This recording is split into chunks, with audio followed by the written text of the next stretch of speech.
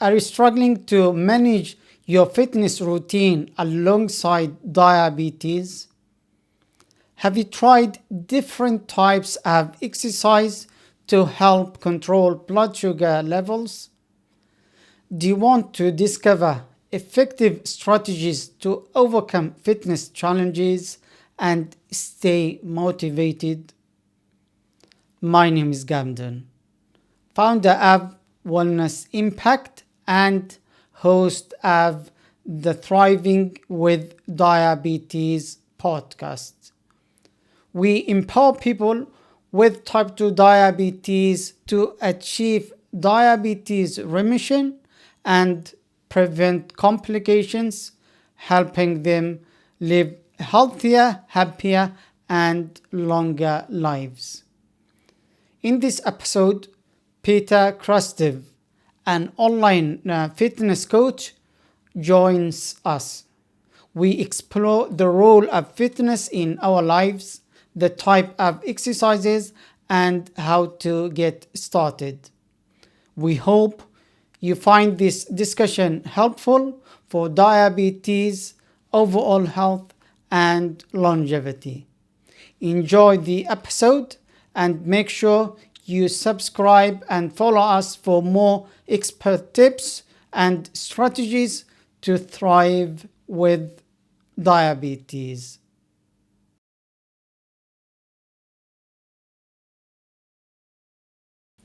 Peter, welcome to the Thriving with Diabetes podcast. Yeah, thanks for having me, man. It's a pleasure to be here. Brilliant.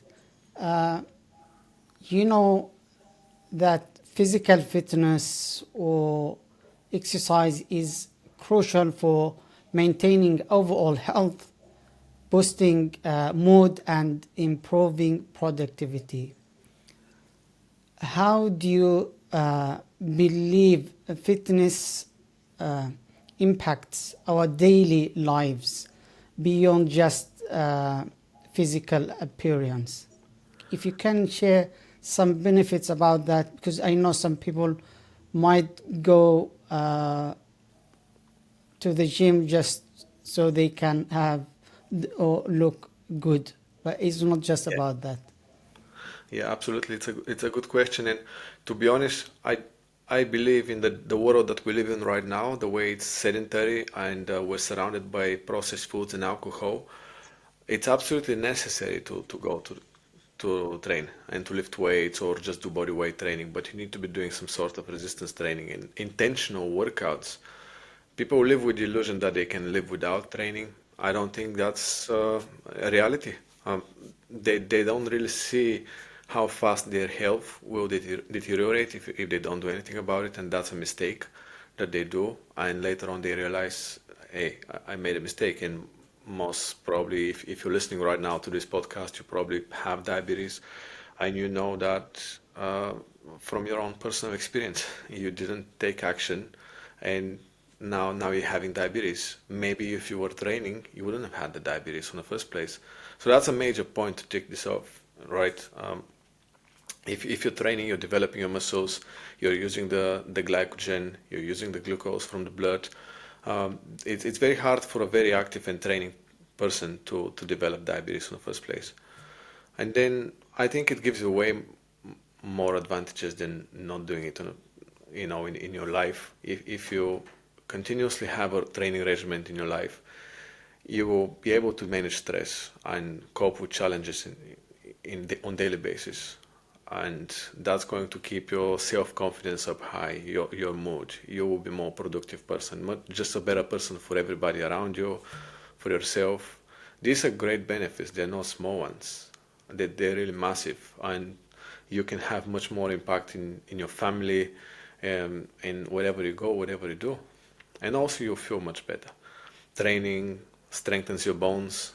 For a lot of you listening right now, men don't need to worry about that part too much, but women after the age of 30, you're losing 1% of your bone mass per bone density per year, which is a lot.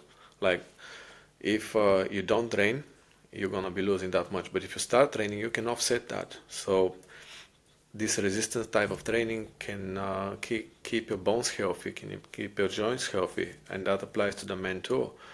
You don't want to develop any arthritis as you age, so start training.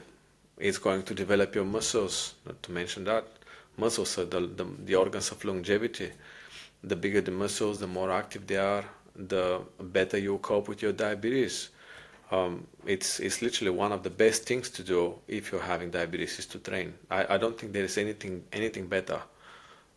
So the benefits are endless. We can talk for ages, but I think you get the point. Brilliant. Very interesting information. Thank you for sharing that.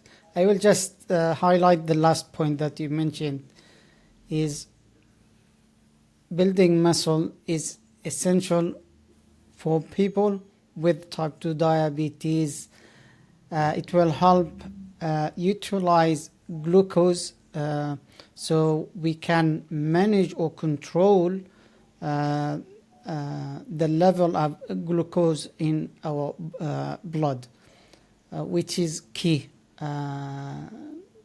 The major issue that or symptom that people face when they have diabetes is having a high blood sugar level.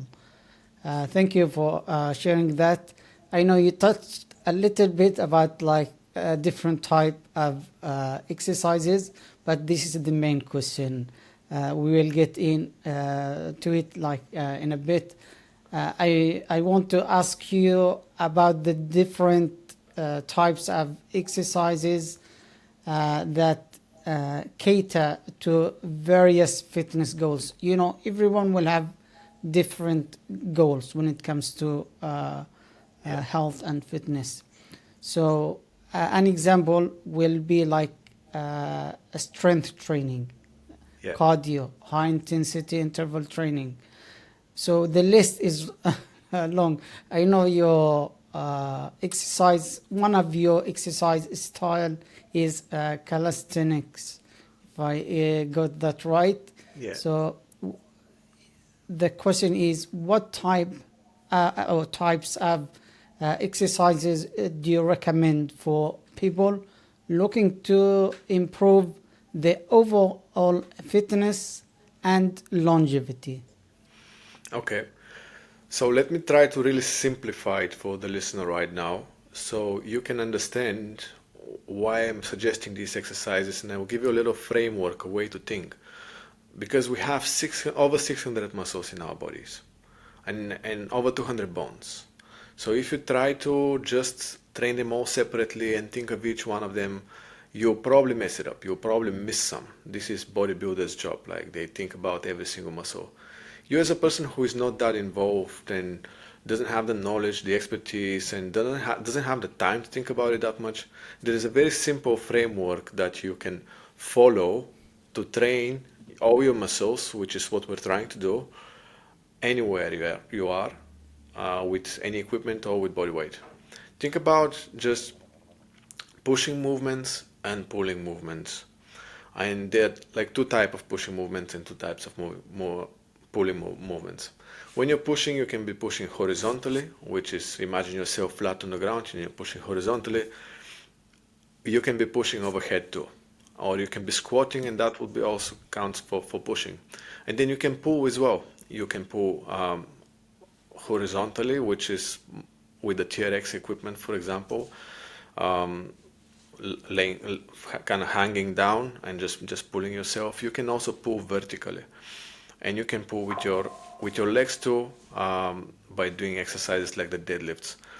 But the important point is it all categorizes in pushing and pulling. And regardless what equipment you have, if you have dumbbells at home or if you have a gym near you, if you have nothing, just need to do body weight exercise, just go in YouTube and find what exercises you can do with the equipment that you have and identify which of the movements are pushing, which are pulling, and try to just do pushing and pulling in each direction twice a week. If you do that, like pushing twice, like that would mean, for example, push-ups twice a week. Some sort of rolls with that can be done with the dumbbells too. Twice a week. Squats twice a week. Overhead press twice a week. Bicep curls twice a week.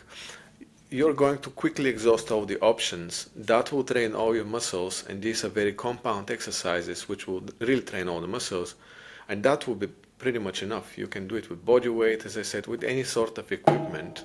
The equipment is not that important. Actually, you going through the exercise and using these muscles is the most important part.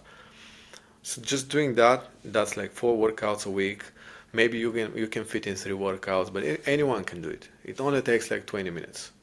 Just do a little bit of warm up, so you don't get injured. Feel loose and ready to start doing the exercise, and just do it.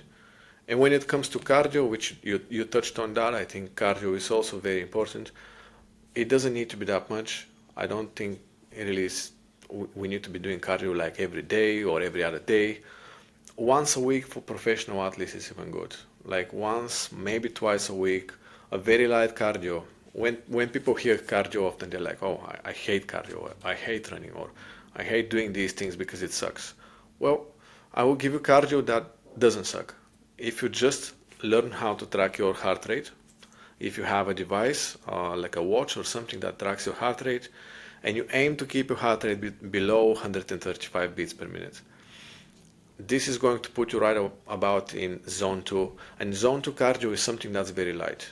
If you don't have a tracking device, this will be like just being a little bit of fatigue, but being able to have a conversation and really not feeling too fatigued. And you can go on in this type of cardio for a very long time without feeling like it's breaking you down mentally and physically. And this is extremely beneficial. So just do that 20 to 30 minutes once per week. Do the other exercises that I mentioned. Your life will be so much better, especially if you're not doing anything right now. So that's the simplest guidance I can give you, and it works. It really works. Before you continue watching or listening to this episode, I want to take a moment to invite you to book a call if you are looking for personalized support to manage diabetes effectively and take control of your health. Visit wellnessimpact.org to schedule your call today. Now, let's back to the episode. Brilliant. Very interesting. Thank you for sharing that information and a little bit about the exercises. What you have recommended is to try to combine all of these exercises into different plans or days of the week. So you mentioned one of the most important exercises, which is or are pushing and pulling. They are like the top, and people can start improving their fitness level, then try different types of exercise. So exercise is not just one form of exercise. And you mentioned fatigue, that when we repeat the same exercise again and again, so maybe we cannot perform that in the next day or the day after. So it's important to have a different type of exercises. And you mentioned cardio, and one thing about it is even a simple thing or activity like walking, it's counted towards cardio. Light jogging or running in place, just light, it's also can help. Precisely, yeah. The next thing I want to talk to you about is challenges and motivation. Many people face obstacles when starting or maintaining fitness routine. This is a big issue. the question is, what common challenges do people encounter on their fitness journey, and how do you suggest they stay motivated to overcome these hurdles? But before you start, I will share one of mine Yeah. years ago, like trying to find a reason not to do it. One thing I might say, it's cold, so I will not do it. It's cold, yeah. Yeah. You pointed out on a very common example, like finding that little excuse or searching for a reason not to do it. The question has like a vast answer. There's so many challenges people face. But let's assume that somebody listening, you now have decided that you have to be training because on the first place you really have to want it. If you're just on the fence and you're not sure that you have to fix things and you have to be training, then first handle that because you're not gonna get anywhere. If you actually want to start training, the biggest issues that people face when starting, especially after a break of 10 years, 20 years, the number one usually is they start way too hard with the workouts, either way too frequent or way too intense in the workouts. I don't leave the time to the body to really adapt and slowly increase the intensity.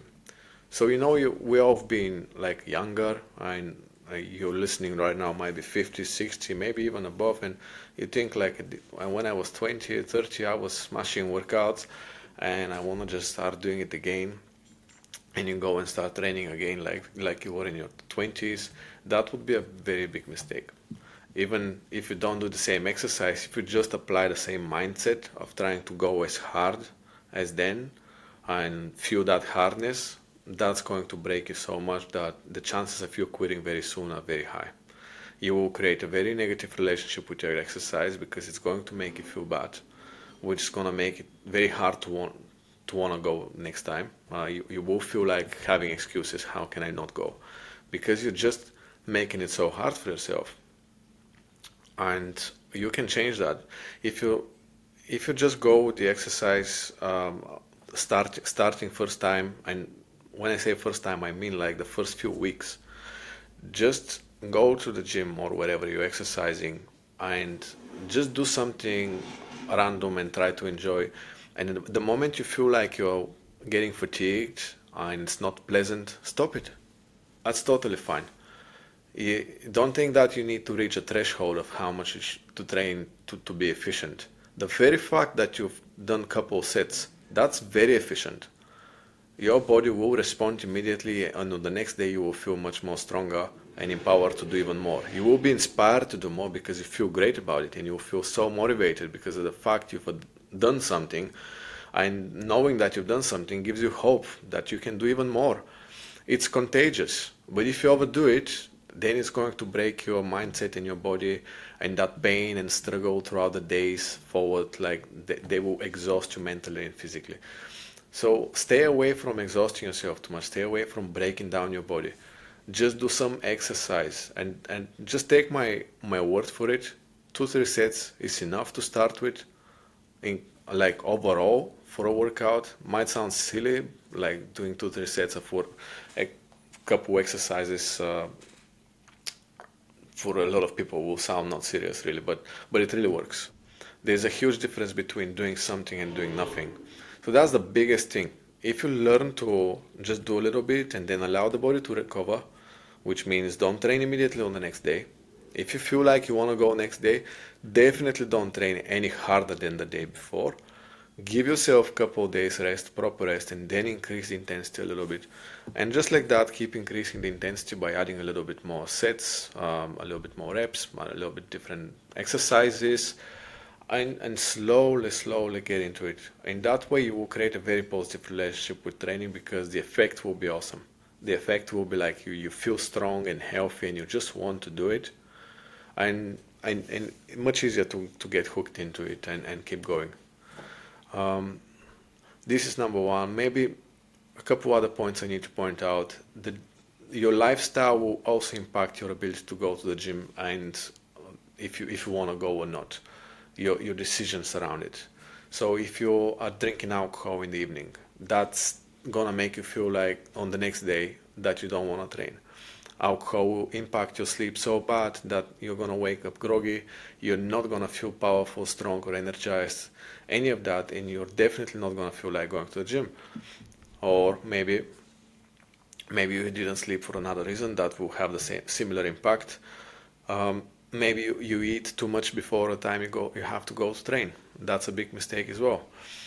Eating a lot of food is going to draw all the blood inside your stomach. You're gonna feel heavy, you're gonna feel sleepy, and you're gonna be like not feeling like training. If you want to make training stick, you need to find a slot in the day, like a little window of 2-3 hours where you feel the most energized usually, and try to fit the training there.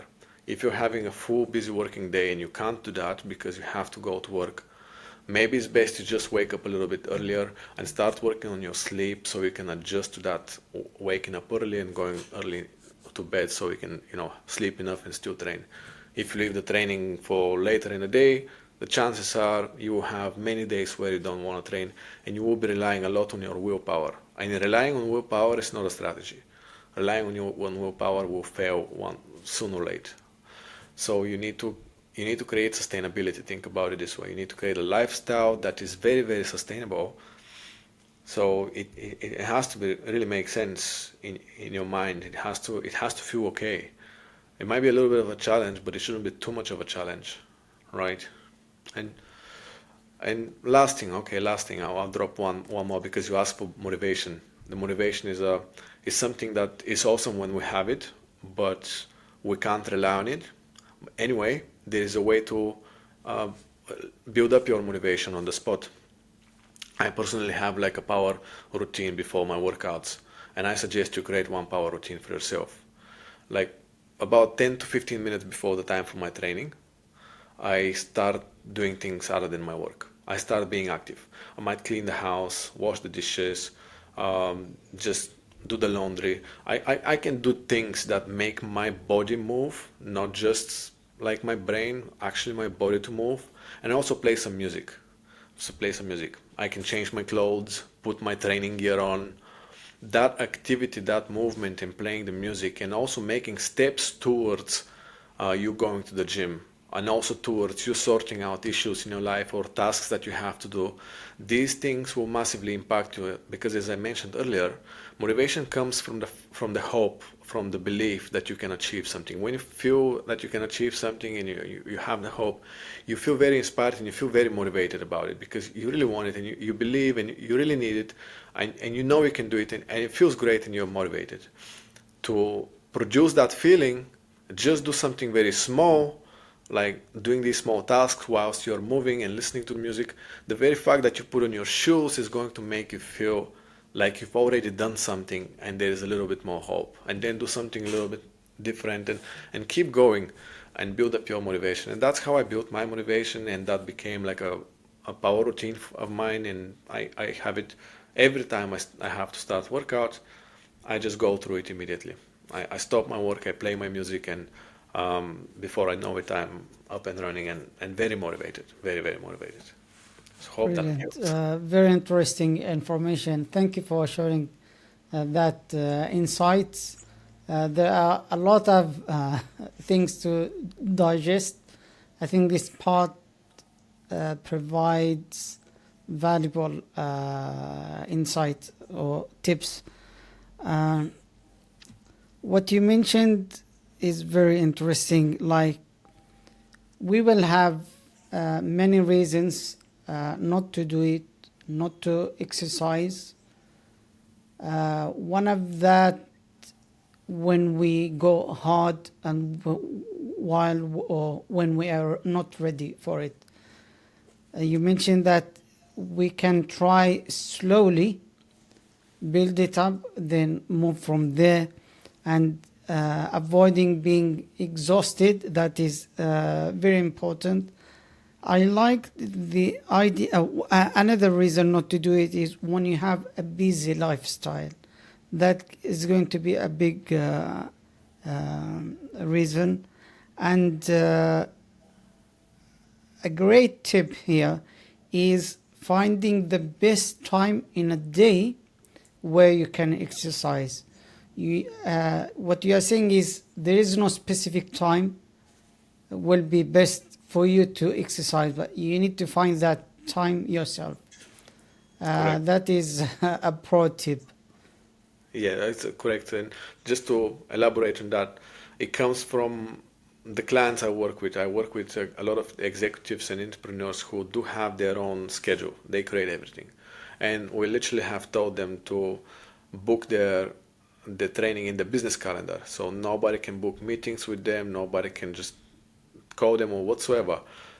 The training slot is in the business calendar, and that's how it should be if you have the chance to do it. And it's in my business calendar, and it is the way it's supposed to be. Okay, that's very interesting. Thank you for sharing that. There is another point we need to talk about, which is about myths and misconceptions. I believe that fitness has some myths that can hinder progress or lead to unhealthy practices. Can you share some of these myths or misconceptions about fitness that you have faced or heard? But before you start, I will give you one. You are old to start or to go to the gym. That's a good one, a very good one. A lot of people feel that they're too old, and they think like, oh, what am I, like? It's too late for me. It's just like my life is gone, and that's such a big mistake because you have so much left, and you can enjoy it so much more if you start training, and you will start get this zest of life for life. Like people will start commenting and giving you compliments, and you have the energy and all that. So that's a good one. It's never too late. My oldest client is 75 making now, and he's training hard. And he had 7 bypasses, so he had 7 arteries changed in around his heart, which is kind of crazy. And he feels strong and is very, very active. So that's a good myth. Two myths I will mention, 2 things I will talk about, which are very important because, as you mentioned, they can lead to very destructive behaviors and lead to, they have very bad consequences sometimes. One of them is people trying to lose weight, following a specific training regimen to lose weight. Like trying to lose 6-pack or trying to just look in a certain way without much fat around their legs or upper body or whatever, and they're trying to find a workout or a training regimen to help them lose that fat. There's no exercise that loses fat in any specific area, and that's the truth. You searching for any magic workout, it absolutely is the wrong way to go about it. You need to start working out the way I mentioned earlier, however you can, start using all your muscles, and losing fat is going to become from you being on a caloric deficit, managing your diet whilst training and whilst being active and burning calories through just simple activities. There's no workout that's going to burn calories more than the other. The difference is so small. Like if you Google how many calories you burn with 100 burpees, you probably vomit just by the look of it. I think it's probably less than 100 calories. We need to check, but it's somewhere around there. And that's a silly number because on a day you need about 2,000 calories on average to just maintain your weight, your health, and that's how you burn, just by moving around, by being active. So it doesn't make sense to do another 100 burpees to lose another 100 calories. You're much better off going for a walk, do some steps. You'll burn way more calories, and that's what's going to help you lose weight. That is the truth. There's no magic exercise. There's no exercises that will help you burn the belly fat and show up a 6-pack. That's like the most common sales like a tactic on Instagram. follow this regimen for a six-pack by summer. That's false. It's complete bullshit. You need to do your diet well and do some exercise. The other myth that I will now touch on, like that you need to cut off completely some food groups and categories, which can help in some people. For some people, I'm not a dietitian to recommend you specific things, but that is a very dangerous behavior. You're restricting yourself either through intensive fasting, trying to lose weight, or cutting out specific food groups. This can lead to a very vicious cycle where you start craving these foods, first of all, excessively. If it's fasting that you're doing, then you will start craving food in general. And if you have weakness towards specific foods like fatty foods or sweets, your cravings for them will increase through the roof. Sooner or later, you will start probably binge eating. It might be a little bit at the beginning. You will have times where you stop the fasting and then you eat a lot. Then you're gonna feel very guilty about it. When you start feeling guilty, you will make a plan to try to fix it. And because fasting is the best thing you know, you will go to the fasting again, or you cut the food groups again from the next day until you get to that end again. And the next time is going to be even harder because the guilt last time made you go even harder into it. And you will start going harder, making bigger mistakes, feeling more guilty. And that then, this process becomes an eating disorder. This process develops into binge eating disorder. After binge eating, it can develop into anorexia. It's not just a disorder of eating. This is a mental health disorder. This is something that impacts your life every single day. From the moment you wake up, you feel very low on self-confidence. You feel ashamed of yourself. You just can't live normally. People are celebrating around you and you feel like that's all you think about, the food and how bad you feel. You feel ashamed. It affects all your life so badly. So I definitely recommend you, don't try to just like cut foods and go to these extremities, because they can mess up your relationship with food and create these eating disorders. The same way as like the training and some other stuff can create different disorders such as body dysmorphia. And these are mental health problems which can then make you stop training, make you completely derail, even regress.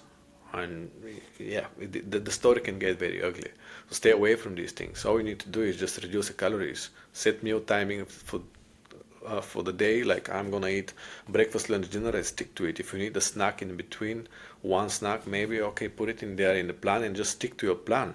Add protein into your meals. Every meal should have a lot of protein, maybe a quarter or a third of the plate should be filled with protein-rich foods. The rest should be whole foods, like carbohydrates from whole foods and some healthy fats, again from whole foods, and you will be like very well. Just manage the amount of calories you consume and you will be losing weight. So without doing any of this crazy stuff, right?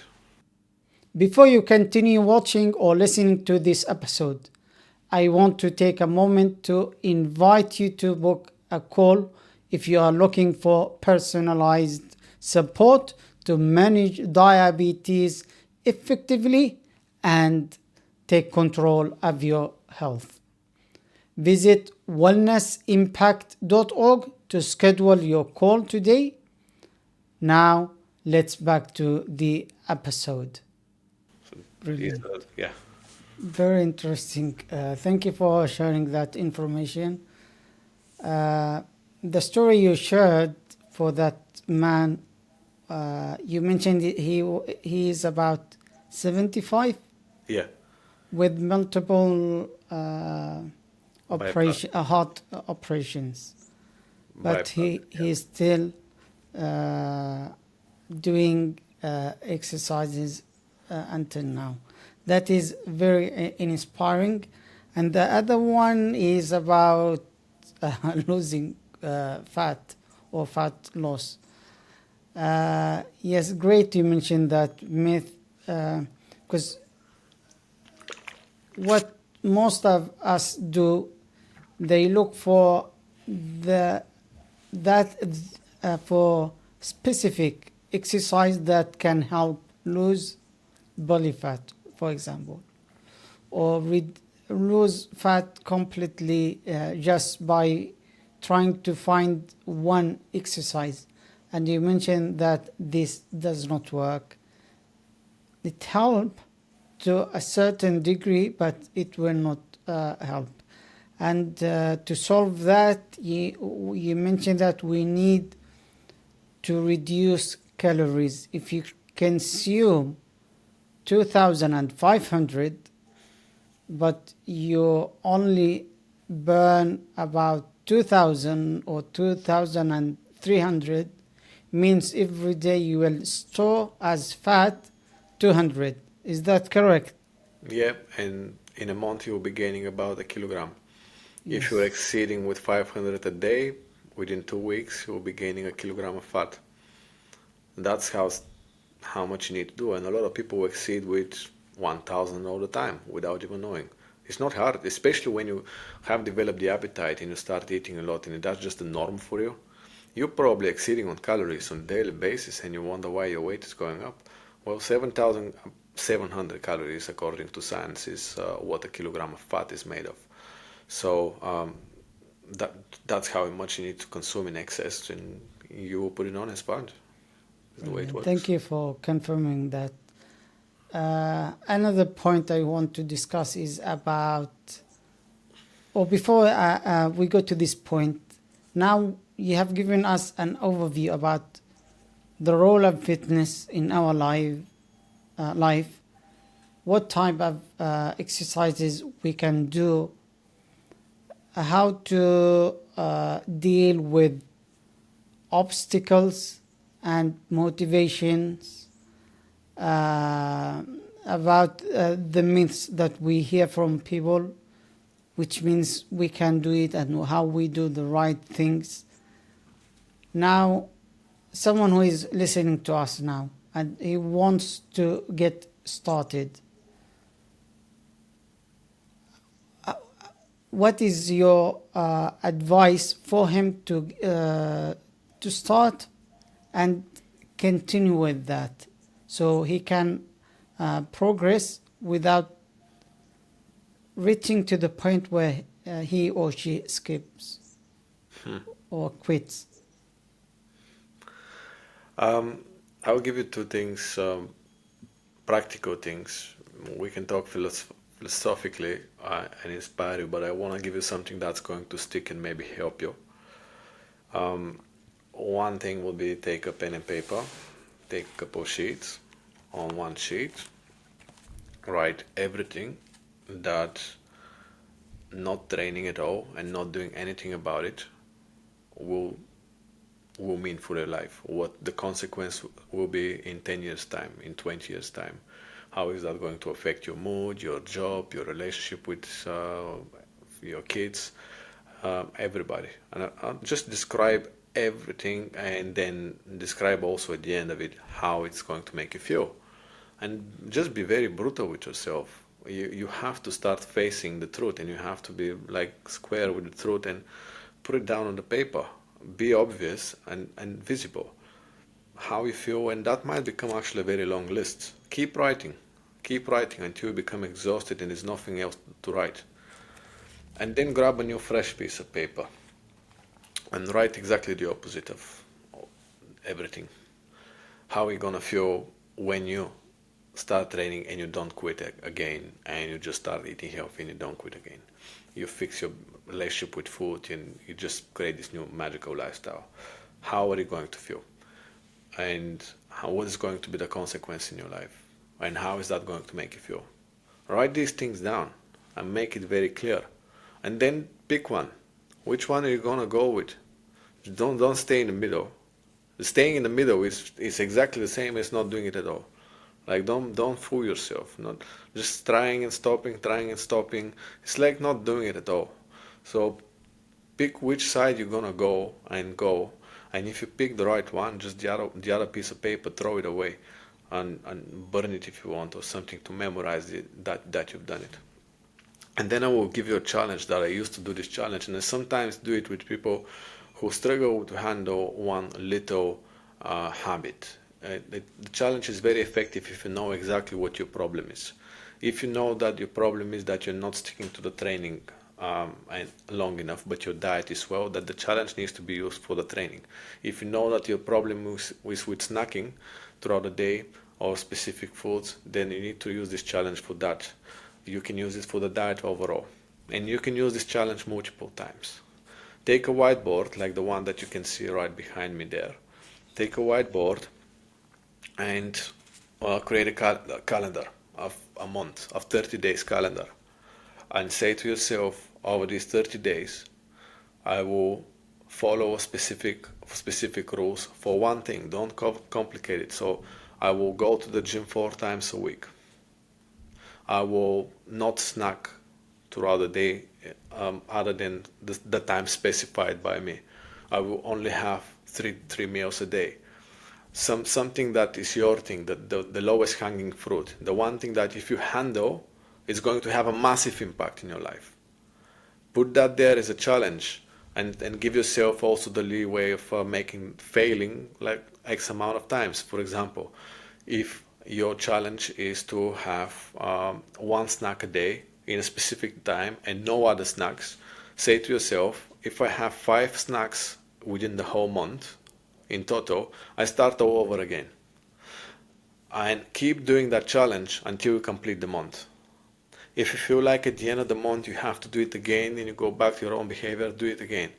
If you don't need to do it again for that specific habit, do the challenge again for something else. Find the next lowest hanging fruit and work on one little habit at a time. Do not try to work on everything. Work on one little thing and just never stop again. Keep working.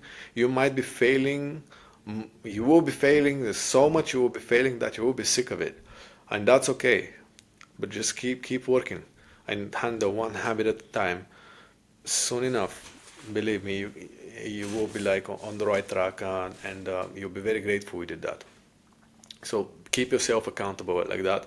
I believe the whiteboard is very powerful. Buy one if you don't have one. It's not like having a piece of paper or doing it in your phone. It's a completely different ball game.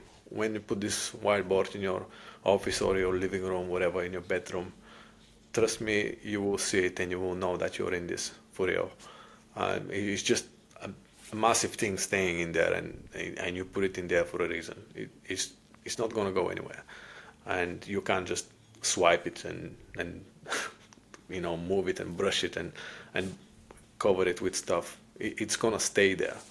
So use a whiteboard to do that, and yeah, I believe that's enough to change somebody's life.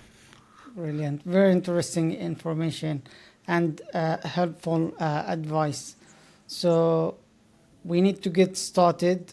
We need to plan. The planning is going to be very helpful. Try to set the tasks that we can implement. Maybe we mix things, but we try to follow a specific plan, and month after month, maybe we can change things around just to make it better or make progress. Thank you for sharing that. I have another question before we finish this episode. What inspiring message would you like to leave with our viewers and listeners to motivate or help them on their health journey? It's a very serious question, and allow me to just a couple minutes to share a little bit of a story, right? Because otherwise it won't be inspiring. When 10 years ago, I had to escape my country, and with 10 euros in my pocket, I had to fly to another country with a bag of clothes, not even speaking the language well, and I went to the UK. I found myself living in a garage, no electricity, no water. I was living also in the streets. I was living then in a basement. I was doing that for years because I needed the money to send for health issues. All this time, I wanted to end my life like multiple times. All this time, it felt like absolutely there is no hope and there was no solution whatsoever. The only solution was I keep living another day and just hope things change one day and I kind of make it through. And that taught me a lesson. The lesson was whatever is surrounding you right now, whatever your life right now is, it does not define you. It does not define where you're gonna go. This is something that looks like it's absolutely everything, but it's just a fraction of your life. When you're going through a hard period of your life, of a year, of 2 years, of 5 years, of 10 years of hardship, it literally day by day, when you know the end is nowhere near and there's so much pain and discomfort, it feels like there's no end to it and you're probably not gonna make it. It's exactly how it feels. But trust me, it just does not define you. It will end, and the best thing you can do is work on yourself. Take action right now with the small things, and don't let a day pass without you working on yourself. I look backwards now, the place I am right now, I'm so grateful.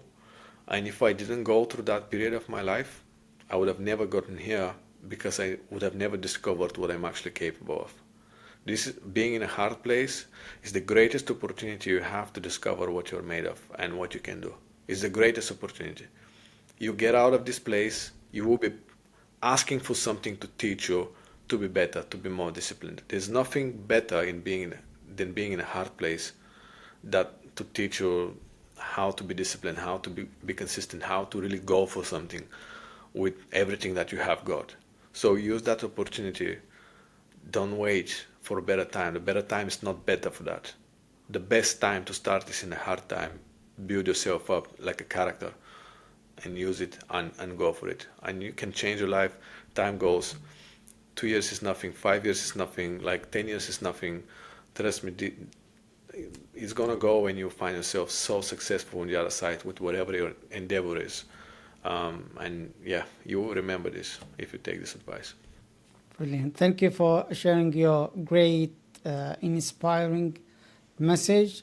So, what you are experiencing right now, it's not permanent. So, it can lead to great things in the future. And the same thing applied to health and wellness. A health condition might be like awakening, you can say, voice or sign. So we need to work on ourselves to improve our health, not just for the present, but for longevity. Thank you for sharing that. Where can people reach you or learn more about you and what you do? So thanks for having me. Now, for the listener, whoever wants to learn about me, you can Google me and find everything about me. But if you actually are curious if I can probably help you, maybe I can. I work with people around the world. We have clients in the US, in the Canada, all around Europe, in the UK, and we can probably work with you. And you can go to my website directly to see how things work and also reach out to me in there. The website is www.pk.coach. And inside you can book a call with me or you can chat with me and see if there's anything I can help you with. And it's going to be my pleasure. If I can serve, that's the best thing I can do. So thanks for having me again, man. Brilliant. Thank you for sharing your contact information. People can find your website link in the show notes when we publish this episode. And that brings us to the end of this episode. A big thank to our guest, Petar, for sharing his expertise, and to all of you for turning in. If you need additional guidance, you can book a call at wellnessimpact.org. If you found value in today's discussion, join our thriving community and subscribe or follow us for more insights and tips.